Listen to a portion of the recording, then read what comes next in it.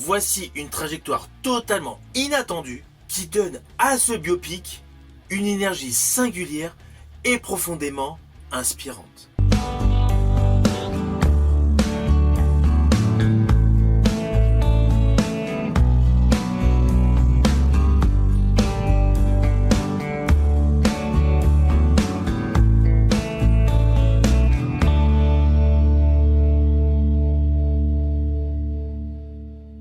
Hello, c'est HR, votre chroniqueur. Alors aujourd'hui, je viens de voir le jour de sa sortie le film Christie. C'est un biopic sur le milieu de la boxe. Perso, je l'ai apprécié. Naturellement, je vais vous dire pourquoi. Mais avant cela, n'oubliez pas, si vous n'êtes pas abonné, pensez à le faire. Pensez à la petite cloche pour les notifs et à vos commentaires. Let's go!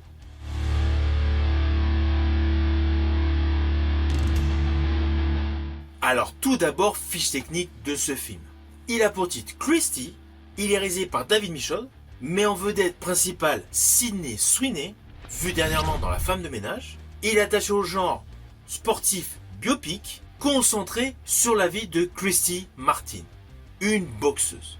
Il dure un peu plus de 2 heures, avec l'histoire suivante.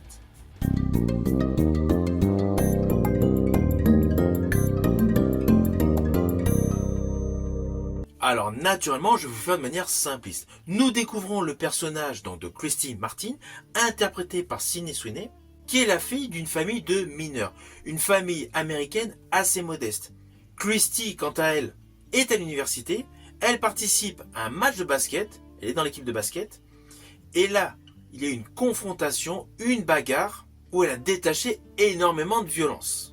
Là, un homme la repère, et lui propose au téléphone de se lancer dans la boxe. Après une petite période de latence, une petite période d'hésitation, elle accepte, elle rencontre un entraîneur qui va gérer sa vie. Alors ne vous inquiétez pas, je n'irai pas plus loin sur les lignes scénaristiques de ce film.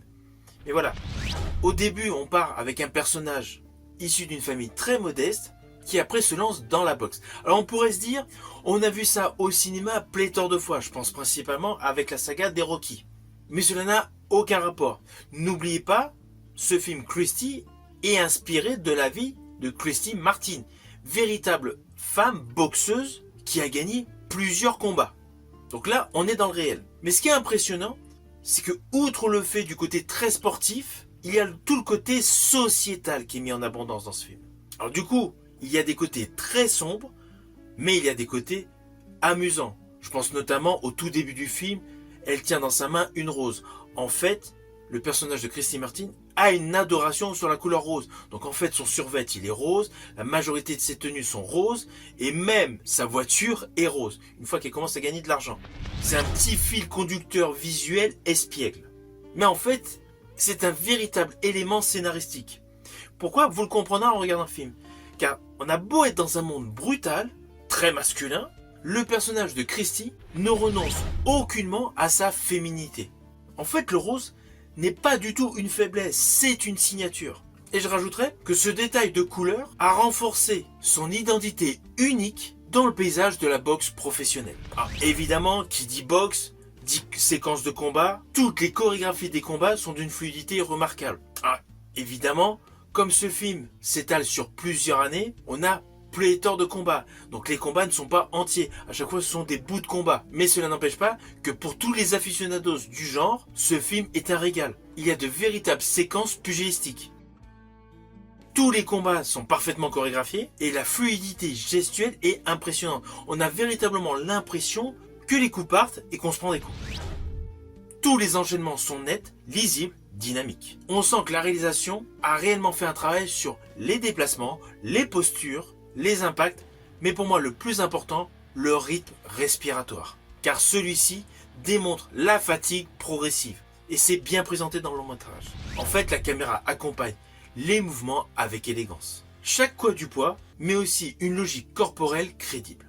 Alors au fil de sa vie, on a toujours le parallèle avec sa vie affective, par rapport à sa vie professionnelle. Il y a sa fameuse rencontre avec le personnage Don King, célèbre promoteur de boxe. Là, sa vie bascule, naturellement, plus d'argent, mais on s'aperçoit implicitement que son conjoint est assez particulier. Et c'est là que se dégage un deuxième genre dans ce film qui s'attache plus au thriller. Alors le look de Sydney Sweeney évolue au fur et à mesure qu'on avance dans le film, mais ce qui est frappant, c'est le contraste. La championne de boxe qui rivalise magistralement avec plusieurs combattantes, mais qui en fait, à la maison, a un tout autre visage, beaucoup plus introverti. Et là, ce parallèle est totalement troublant. Et alors, toute la dernière partie du film, on est carrément dans un genre supérieur au film sportif. Le dernier quart d'heure de ce film bascule dans un côté émouvant. Alors, je ne vous dirai pas ce qui se passe, mais c'est impressionnant. Quand on pense qu'il s'agit d'une histoire réelle, d'ailleurs, pendant le générique de fin, vous allez voir des images réelles, c'est impressionnant. Je ne m'attendais pas du tout à ce final. On va pas se mentir, la performance de Sydney Sweeney, elle est topissime.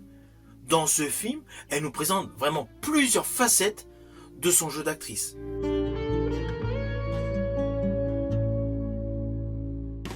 Car, que ce soit pendant les périodes de combat, les périodes transitoires avec sa famille, et le final, c'est trois jeux d'acteurs complètement différents.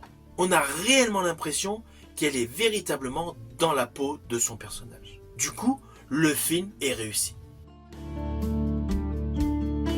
Alors naturellement, c'est un film que je vous invite à découvrir au cinéma. Il est actuellement depuis aujourd'hui dans nos salles. Une fois que vous l'aurez vu, n'hésitez surtout pas à me mettre en commentaire votre opinion. Je vous dis à bientôt pour une prochaine vidéo.